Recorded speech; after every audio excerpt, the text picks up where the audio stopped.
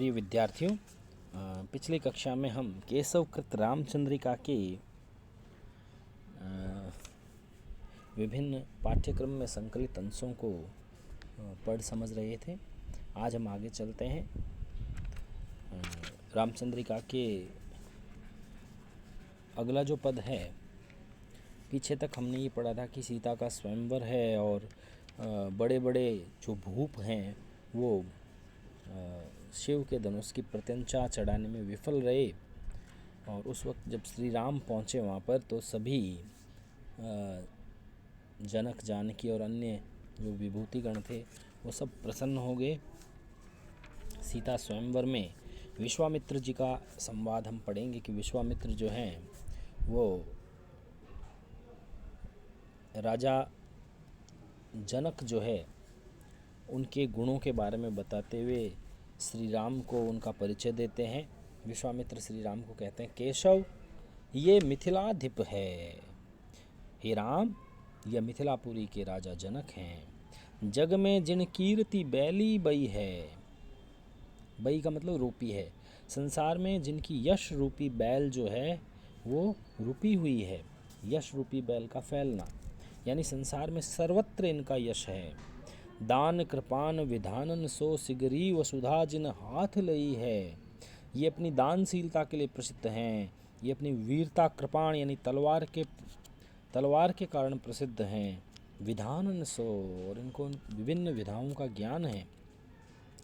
दान कृपाण विधानन सो सिगरी वसुधा जिन हाथ लई है। दानशीलता और अपने तलवार के बल पर जिन्होंने सिगरी वसुधा सारी पृथ्वी को जिन्होंने अपने हाथ में लिया है, अर्थात जीता है।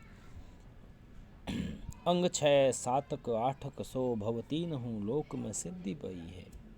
इन्हें अंग 6 वेदों के 6 अंग शिक्षा, कल्प, निरुक्त, छंद, ज्योतिष और व्याकरण का ज्ञान है। 7 राज्य के जो अंग हैं, राज्य के अंग होते हैं राजा, मंत्री, किला, देश, सेना, कोश, ये 7 अंग कहलाते हैं। और आठक का अर्थ है 8 योग के अंग, यम, नियम, प्राणायाम, प्रत्याहार, धारणा, ध्यान, आसन, समाधि से ये संपन्न है। इस तरह ये पूर्ण ज्ञानी हैं, इनको संपूर्ण ज्ञान है। भवतीनहु लोक में सिद्धि भई, और तीनों लोकों में इन्होंने इनका आधिपत्य है, ये प्रसिद्ध हैं। वैद त्रयरु राजश्री परिपूर्णता शोभ शुभ योगमयी है। वैद त्रय यानी तीनों वेदों के, राजश्री, इनको तीनों वेदों, और राजश्री का मतलब है श्री का अर्थ लक्ष्मी होती है, राज लक्ष्मी की परिपूर्णता का शुभ योग है इनके। तो यहाँ राजा जनक को अत्यंत ही प्रतापी और महान बताया गया है और राज ऋषि के व्यक्तित्व से मंडित किया गया है। तो यहाँ हम कीर्ति बैली शब्द पहली पंक्ति में जो आता है वहाँ रूपक अलंकार देखने को मिलता है। केशव की भाषा ब्रज है और विश्वामित्र के बाद में अब जनक जो हैं,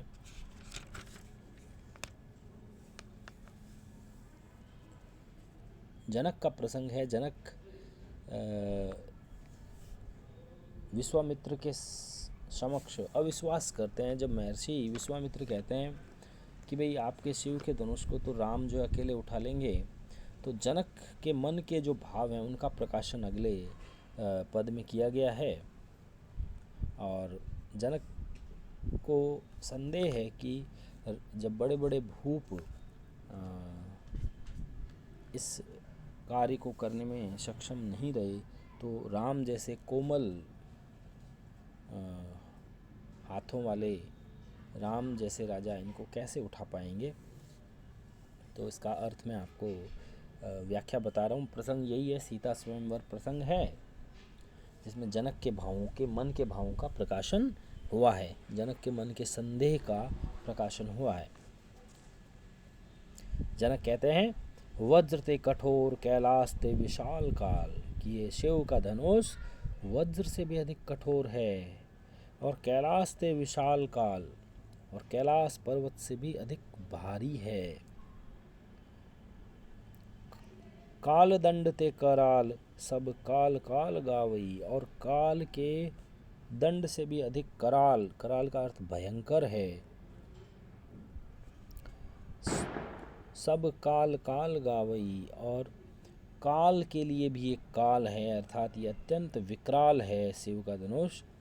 केशव त्रिलोक के विलोक हारे देव सब, कि हे केशव हे राम, उसकी विकरालता को देखकर त्रिलोक के विलोक, तीनों लोकों के वासी, और हारे देव सब, समस्त देवता भी हार गए हैं। वो इसकी गुरुता को, इसके महत्व को कम नहीं कर पाए हैं, इसको पार नहीं कर पाए हैं, सब आश्चर्यचकित हैं।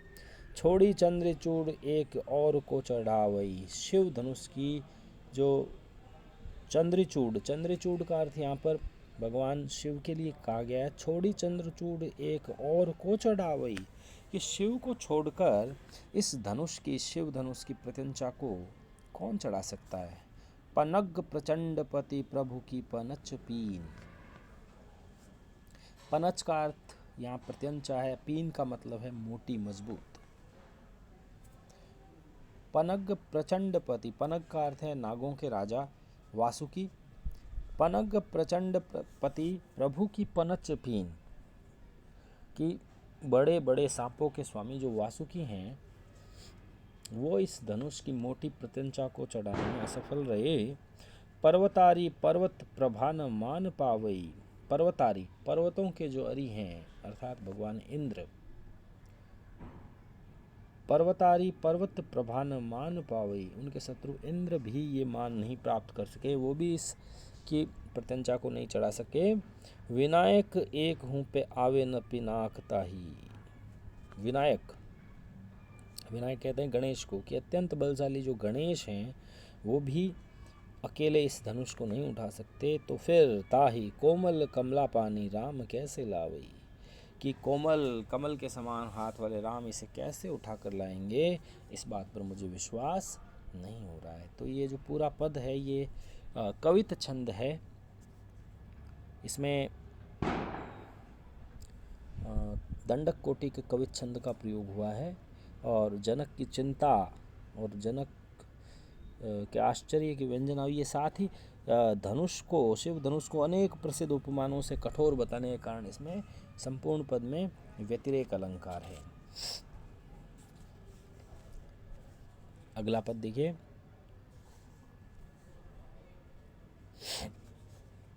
प्रथम टंकोर झुकी सारी संसार मद, चंड को दंड रयो मंडी नव खंड को। अब श्री राम ने धनुष को उठा लिया है, शिव धनुष को उठाकर उसकी प्रत्यंचा चढ़ा दी है। और राम प्रसंग है कि सीता स्वयंवर प्रसंग में राम जो है शिव के धनुष की प्रत्यंचा को चढ़ा देते हैं, उसका वर्णन हम इस पद में पढ़ेंगे। व्याख्या कर रहा हूँ मैं कि प्रथम टंकोर झुकी सारी संसार मद, चंड को दंड रयो मंड नव खंड को। कवि वर्णन करते हुए कह रहे हैं कि जब श्री राम ने शिव की धनुष को उठाकर उसका संधान किया तो उसकी पहली टंकोर, भयंकर टंकार से उत्पन्न शब्द ने मानो झुकी झारी संसार मद को, उसके टंकार के महाशब्द ने ऐसा लगता है जैसे सारे संसार के मद को, अभिमान को, शक्तिशाली दर्प को नष्ट कर दिया हो। चंड को दंड रयो मंडी नवखंड को, चंड को दंड, चंड यानी प्रबल, उस कठोर शिव धनुष के टंकार ने पृथ्वी के मंडी नवखंड को, पृथ्वी के जो 9 खंड हैं उसमें भयंकर भारी ध्वनि व्याप्त हो गई। चाली अचला अचल घाली दिग्पाल बल, मतलब उसके इतने शब्द घोर थे कि जो अचल अचला है, जो अचल पृथ्वी है वह भी चलायमान हो गई, सदा स्थिर रहने वाली धरती भी कांप गई। और दिग्पाल बल, और दिशाओं के जो पालक हैं, दिग्पाल हैं इंद्र वरुण यम और कुबेर, उनका बल भी टूट गया। पाली ऋषि राज के वचन प्रचंड को, मतलब इस धनुष के टंकार की गूंज में ऐसा लगता है जैसे महर्षि ऋषिराज विश्वामित्र को कहा गया कि विश्वामित्र की धनुर्भंग की कठोर आज्ञा का पालन था। सौधु दे ईश को बौधु जगदीश को, सौधु दे ईश को, सौधु यानी खबर। धनुर्भंग की ये जो तेज ध्वनि थी वह ऐसा लगता था कि शिवजी को उनके धनुष के टूट जाने की सूचना देकर सौधु दे ईश को बौधु जगदीश को, जगदीश जगत के ईश्वर शिव को पता लग गया। धनुर्भंग की जो तेज ध्वनि है उससे लगता है कि शिवजी को उनके धनुष टूट जाने की सूचना मिल गई। क्रोध उपजाए भृगुनंद वरिवंड को, वरिवंड शब्द का अर्थ है शक्तिशाली। भृगु के पुत्र शक्तिशाली परशुराम को भी जो है ये सूचना मिली और उनके मन में अत्यंत तीव्र क्रोध उत्पन्न हो गया। बाधिवर स्वर्ग को साधि अपवर्ग को, धनुभंग को शब्द गयो भेद ब्रह्मांड को, मतलब धनुर्भंग की जो टंकार है सारे ब्रह्मांड में फैलकर सभी को विचलित करने लग गई और ये जो सूचना है परशुराम के मन में क्रोध उत्पन्न करने लग गई।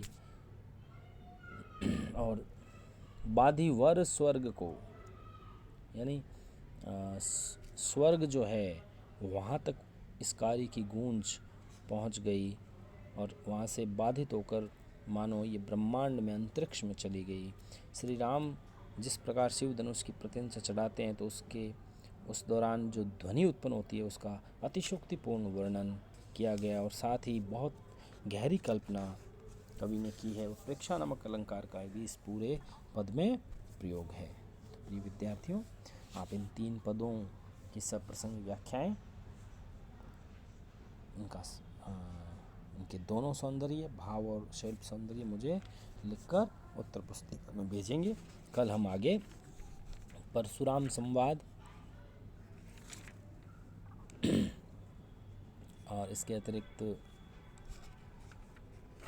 परशुराम और राम का जो संवाद है वो हम आगे पढ़ेंगे। शुक्रिया, जय हिंद।